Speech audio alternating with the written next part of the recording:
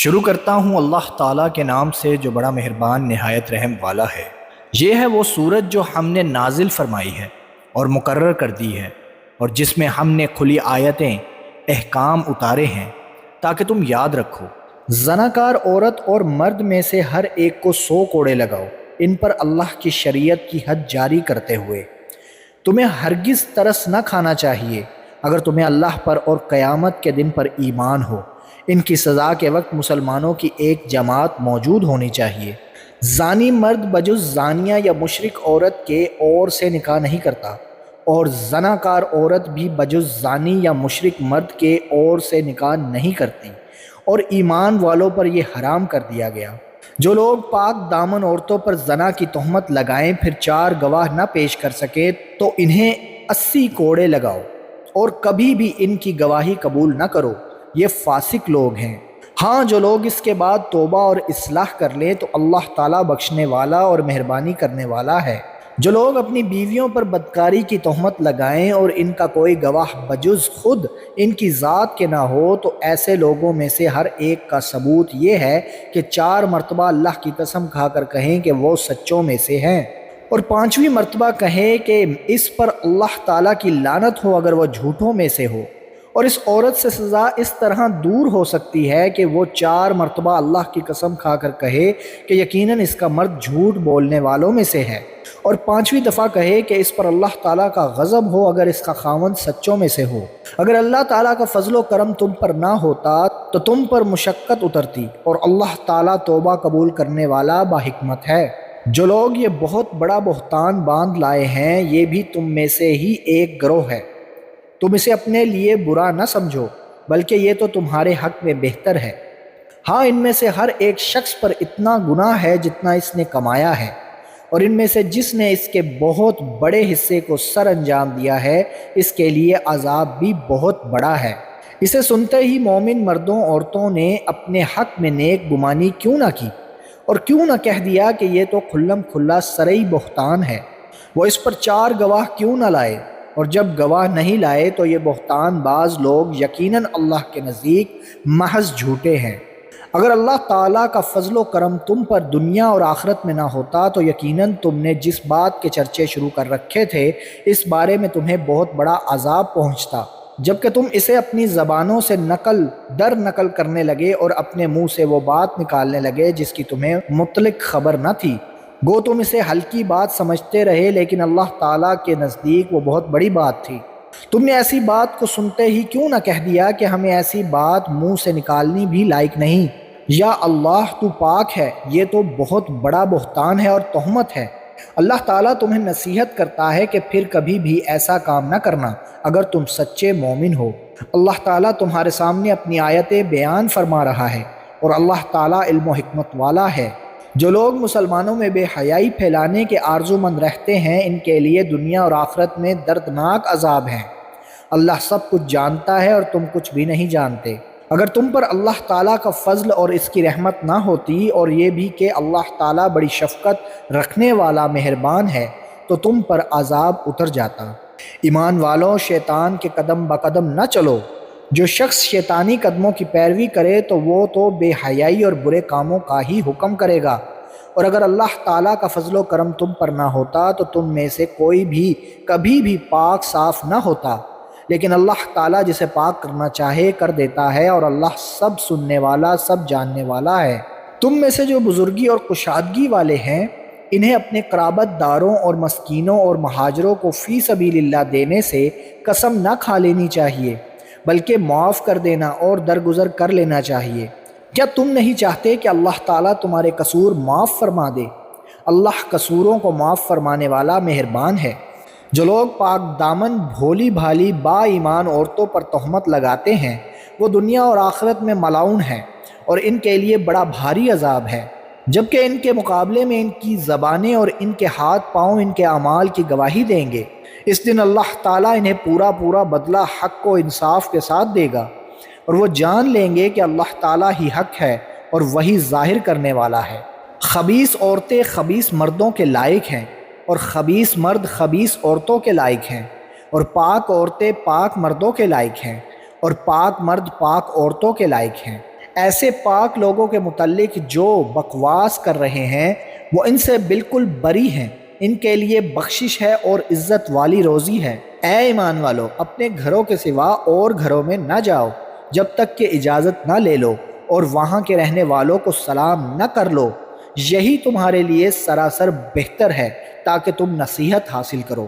اگر وہاں تمہیں کوئی بھی نہ مل سکے تو پھر اجازت ملے بغیر اندر نہ جاؤ، اور اگر تم سے لوٹ جانے کو کہا جائے تو تم لوٹ ہی جاؤ، یہی بات تمہارے لیے پاکیزہ ہے۔ جو کچھ تم کر رہے ہو اللہ تعالیٰ خوب جانتا ہے۔ ہاں، غیر آباد گھروں میں جہاں تمہارا کوئی فائدہ یا اسباب ہو جانے میں تم پر کوئی گناہ نہیں، تم جو کچھ بھی ظاہر کرتے ہو اور جو چھپاتے ہو اللہ تعالیٰ سب کچھ جانتا ہے۔ مسلمان مردوں سے کہو کہ اپنی نگاہیں نیچی رکھے اور اپنی شرم گاہوں کی حفاظت رکھے، یہی ان کے لیے پاکیزگی ہے۔ لوگ جو کچھ کریں اللہ تعالیٰ سب سے خبردار ہے۔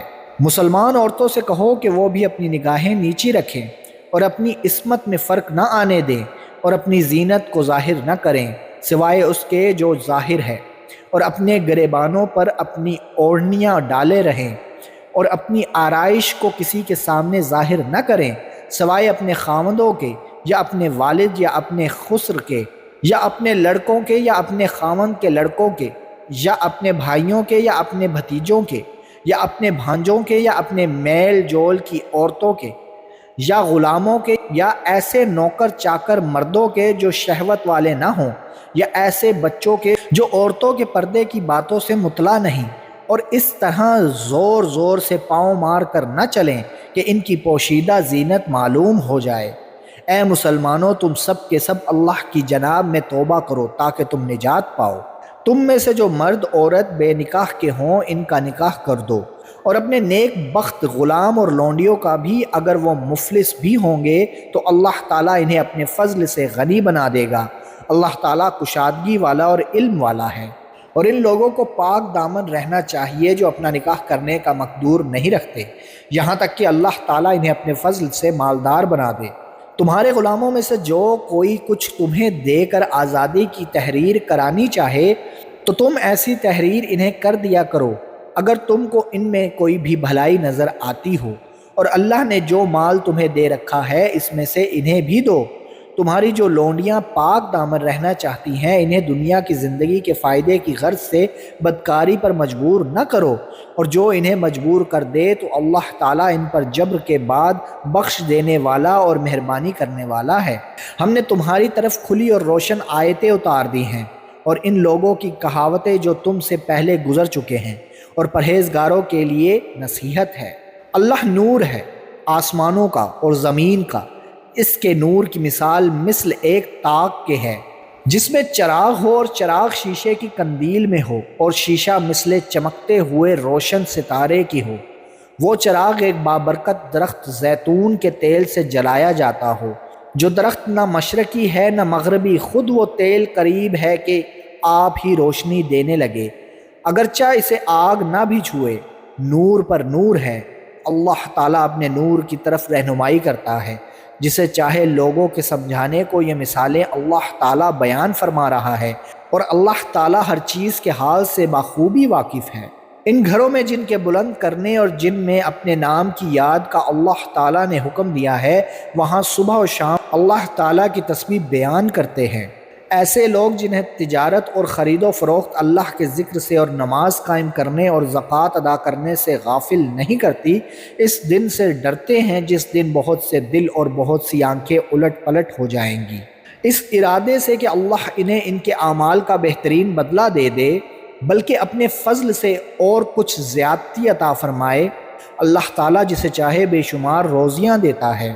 اور کافروں کے اعمال مثل اس چمکتی ہوئی ریت کے ہیں جو چٹیل میدان میں ہو، جسے پیاسا شخص دور سے پانی سمجھتا ہے، لیکن جب اس کے پاس پہنچتا ہے تو اسے کچھ بھی نہیں پاتا۔ ہاں، اللہ کو اپنے پاس پاتا ہے جو اس کا حساب پورا پورا چکا دیتا ہے۔ اللہ بہت جلد حساب کر دینے والا ہے۔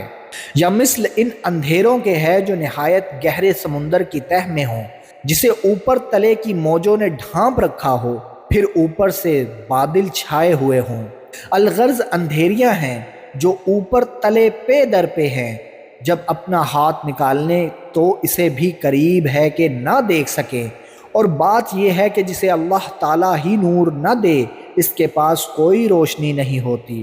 کیا آپ نے نہیں دیکھا کہ آسمانوں اور زمین کی کل مخلوق اور پر پھیلائے اڑنے والے کل پرند اللہ کی تسبیح میں مشغول ہیں؟ ہر ایک کی نماز اور تسبیح اسے معلوم ہے۔ لوگ جو کچھ کریں اس سے اللہ بخوبی واقف ہے۔ زمین و آسمان کی بادشاہت اللہ کی ہی ہے اور اللہ تعالیٰ ہی کی طرف لوٹنا ہے۔ کیا آپ نے نہیں دیکھا کہ اللہ تعالیٰ بادلوں کو چلاتا ہے، پھر انہیں ملاتا ہے، پھر انہیں تہ بتہ کر دیتا ہے، پھر آپ دیکھتے ہیں کہ ان کے درمیان میں سے می برساتا ہے۔ وہی آسمانوں کی جانب سے اولوں کے پہاڑ میں سے اولے برساتا ہے، پھر جنہیں چاہے ان کے پاس انہیں برسائے اور جن سے چاہے ان سے انہیں ہٹا دے۔ بادل ہی سے نکلنے والی بجلی کی چمک ایسی ہوتی ہے کہ گویا اب آنکھوں کی روشنی لے چلی۔ اللہ تعالیٰ ہی دن اور رات کو رد و بدل کرتا رہتا ہے۔ آنکھوں والوں کے لیے تو اس میں یقیناً بڑی بڑی عبرتیں ہیں۔ تمام کے تمام چلنے پھرنے والے خانداروں کو اللہ تعالیٰ ہی نے پانی سے پیدا کیا ہے۔ ان میں سے بعض تو اپنے پیٹ کے بل چلتے ہیں، بعض 2 پاؤں پر چلتے ہیں، بعض 4 پاؤں پر چلتے ہیں۔ اللہ تعالیٰ جو چاہتا ہے پیدا کرتا ہے، بے شک اللہ تعالیٰ ہر چیز پر قادر ہے۔ بلا شک و شبہ ہم نے روشن اور واضح آیتیں اتار دی ہیں۔ اللہ تعالیٰ جسے چاہے سیدھی راہ دکھا دیتا ہے۔ اور کہتے ہیں کہ ہم اللہ تعالیٰ اور رسول پر ایمان لائے اور فرما بردار ہوئے، پھر ان میں سے ایک فرقہ اس کے بعد بھی پھر جاتا ہے، یہ ایمان والے ہیں ہی نہیں۔ جب یہ اس بات کی طرف بلائے جاتے ہیں کہ اللہ اور اس کا رسول ان کے جھگڑے چکا دے، تو بھی ان کی ایک جماعت منہ موڑنے والی بن جاتی ہے۔ ہاں اگر انہی کو حق پہنچتا ہو تو مطیع و فرما بردار ہو کر اس کی طرف چلے آتے ہیں۔ کیا ان کے دلوں میں بیماری ہے، یا یہ شک و شبہ میں پڑے ہوئے ہیں، یا انہیں اس بات کا ڈر ہے کہ اللہ تعالیٰ اور اس کا رسول ان کی حق تلفی نہ کرے؟ بات یہ ہے کہ یہ لوگ خود ہی بڑے ظالم ہیں۔ ایمان والوں کا قول تو یہ ہے کہ جب انہیں اس لیے بلایا جاتا ہے کہ اللہ اور اس کا رسول ان میں فیصلہ کر دے تو وہ کہتے ہیں کہ ہم نے سنا اور مان لیا، یہی لوگ کامیاب ہونے والے ہیں۔ جو بھی اللہ تعالیٰ کی اس کے رسول کی فرما برداری کریں، خوف الہی رکھیں اور اس کے عذابوں سے ڈرتے رہیں، وہی نجات پانے والے ہیں۔ بڑی پختگی کے ساتھ اللہ تعالیٰ کی قسمیں کھا کھا کر کہتے ہیں کہ آپ کا حکم ہوتے ہی نکل کھڑے ہوں گے۔ کہہ دیجئے کہ بس قسمیں نہ کھاؤ، تمہاری اطاعت کی حقیقت معلوم ہے، جو کچھ تم کر رہے ہو اللہ تعالیٰ اس سے باخبر ہے۔ کہہ دیجئے کہ اللہ تعالیٰ کا حکم مانو، رسول اللہ صلی اللہ علیہ وآلہ وسلم کی اطاعت کرو، پھر بھی اگر تم نے روگردانی کی تو رسول کے ذمہ تو صرف وہی ہے جو اس پر لازم کر دیا گیا ہے، اور تم پر اس کی جواب دہی ہے جو تم پر رکھا گیا ہے۔ ہدایت تو تمہیں اسی وقت ملے گی جب رسول کی ماتحت کرو، سنو، رسول کے ذمہ تو صرف صاف طور پر پہنچا دینا ہے۔ تم میں سے ان لوگوں سے جو ایمان لائے ہیں اور نیک اعمال کیے ہیں، اللہ تعالیٰ وعدہ فرما چکا ہے کہ انہیں ضرور زمین میں خلیفہ بنائے گا، جیسے کہ ان لوگوں کو خلیفہ بنایا تھا جو ان سے پہلے تھے۔ یقیناً ان کے لیے ان کے اس دین کو مضبوطی کے ساتھ محکم کر کے جما دے گا جسے ان کے لیے وہ پسند فرما چکا ہے، اور ان کے اس خوف و خطر کو وہ امن امان سے بدل دے گا۔ وہ میری عبادت کریں گے، میرے ساتھ کسی کو بھی شریک نہ ٹھہرائیں گے۔ اس کے بعد بھی جو لوگ ناشکری اور کفر کریں وہ یقیناً فاسق ہیں۔ نماز کی پابندی کرو، زکوٰۃ ادا کرو اور اللہ تعالیٰ کے رسول کی فرما برداری میں لگے رہو تاکہ تم پر رحم کیا جائے۔ یہ خیال آپ کبھی بھی نہ کرنا کہ منکر لوگ زمین میں ادھر ادھر بھاگ کر ہمیں ہرا دینے والے ہیں۔ ان کا اصلی ٹھکانہ تو جہنم ہے، جو یقیناً بہت ہی برا ٹھکانہ ہے۔ ایمان والوں، تم سے تمہاری ملکیت کے غلاموں کو اور انہیں بھی جو تم میں سے بلوغت کو نہ پہنچے ہوں، اپنے آنے کی 3 وقتوں میں اجازت حاصل کرنی ضروری ہے۔ نماز فجر سے پہلے اور ظہر کے وقت جب کہ تم اپنے کپڑے اتار رکھتے ہو، اور عشاء کی نماز کے بعد، یہ تینوں وقت تمہاری خلوت اور پردے کے ہیں۔ ان وقتوں کے ماں سوا نہ تو تم پر کوئی گناہ ہے اور نہ ان پر۔ تم سب آپس میں ایک دوسرے کے پاس بکثرت آنے جانے والے ہو۔ اللہ اس طرح کھول کھول کر اپنے احکام تم سے بیان فرما رہا ہے۔ اللہ تعالیٰ پورے علم اور کامل حکمت والا ہے۔ اور تمہارے بچے بھی جب بلوغت کو پہنچ جائیں تو جس طرح ان کے اگلے لوگ اجازت مانگتے ہیں انہیں بھی اجازت مانگ کر آنا چاہیے۔ اللہ تعالیٰ تم سے اسی طرح اپنی آیتیں بیان فرماتا ہے۔ اللہ تعالیٰ ہی علم و حکمت والا ہے۔ بڑی بوڑھی عورتیں جنہیں نکاح کی امید اور خواہش ہی نہ رہے وہ اگر اپنے کپڑے اتار رکھیں تو ان پر کوئی گناہ نہیں، بشرط یہ کہ وہ اپنا بناؤ سنگار ظاہر کرنے والیاں نہ ہوں۔ تاہم اگر ان سے بھی احتیاط رکھیں تو ان کے لیے بہت افضل ہے اور اللہ تعالیٰ سنتا جانتا ہے۔ اندھے پر، لنگڑے پر، بیمار پر اور خود تم پر کوئی حرج نہیں کہ تم اپنے گھروں سے کھا لو، یا اپنے باپوں کے گھروں سے، یا اپنی ماؤں کے گھروں سے، یا اپنے بھائیوں کے گھروں سے، یا اپنی بہنوں کے گھروں سے، یا اپنے چچاؤں کے گھروں سے، یا اپنی پھپھیوں کے گھروں سے، یا اپنے ماموؤں کے گھروں سے، یا اپنی خالاؤں کے گھروں سے، یا ان گھروں سے جن کی کنجیوں کے تم مالک ہو، یا اپنے دوستوں کے گھروں سے۔ تم پر اس میں بھی کوئی گناہ نہیں کہ تم سب ساتھ بیٹھ کر کھانا کھاؤ یا الگ الگ۔ پس جب تم گھروں میں جانے لگو تو اپنے گھر والوں کو سلام کر لیا کرو۔ دعائے خیر ہے جو بابرکت اور پاکیزہ ہے، اللہ تعالیٰ کی طرف سے نازل شدہ۔ یوں ہی اللہ تعالیٰ کھول کھول کر تم سے اپنے احکام بیان فرما رہا ہے تاکہ تم سمجھ لو۔ با ایمان لوگ تو وہی ہیں جو اللہ تعالیٰ پر اور اس کے رسول صلی اللہ علیہ وآلہ وسلم پر یقین رکھتے ہیں، اور جب ایسے معاملے میں جس میں لوگوں کے جمع ہونے کی ضرورت ہوتی ہے نبی کے ساتھ ہوتے ہیں تو جب تک آپ سے اجازت نہ لیں کہیں نہیں جاتے۔ جو لوگ ایسے موقع پر آپ سے اجازت لے لیتے ہیں حقیقت میں یہی ہیں جو اللہ تعالیٰ پر اور اس کے رسول صلی اللہ علیہ وآلہ وسلم پر ایمان لا چکے ہیں۔ پس جب ایسے لوگ آپ سے اپنے کسی کام کے لیے اجازت طلب کریں تو آپ ان میں سے جسے چاہیں اجازت دے دیں اور ان کے لیے اللہ تعالیٰ سے بخشش کی دعا مانگے، بے شک اللہ بخشنے والا مہربان ہے۔ تم اللہ تعالیٰ کے نبی کے بلانے کو ایسا بلاوا نہ کر لو جیسا کہ آپس میں ایک دوسرے کو ہوتا ہے، تم میں سے انہیں اللہ خوب جانتا ہے جو نظر بچا کر چپکے سے سرک جاتے ہیں۔ سنو، جو لوگ حکم رسول صلی اللہ علیہ وآلہ وسلم کی مخالفت کرتے ہیں انہیں ڈرتے رہنا چاہیے کہ کہیں ان پر کوئی زبردست آفت نہ آ پڑے یا انہیں دردناک عذاب نہ پہنچے۔ آگاہ ہو جاؤ کہ آسمان و زمین میں جو کچھ ہے سب اللہ تعالیٰ ہی کا ہے۔ جس روش پر تم ہو وہ اسے بخوبی جانتا ہے، اور جس دن یہ سب اس کی طرف لوٹائے جائیں گے اس دن ان کو ان کے کیے سے وہ خبردار کر دے گا۔ اللہ تعالیٰ سب کچھ جاننے والا ہے۔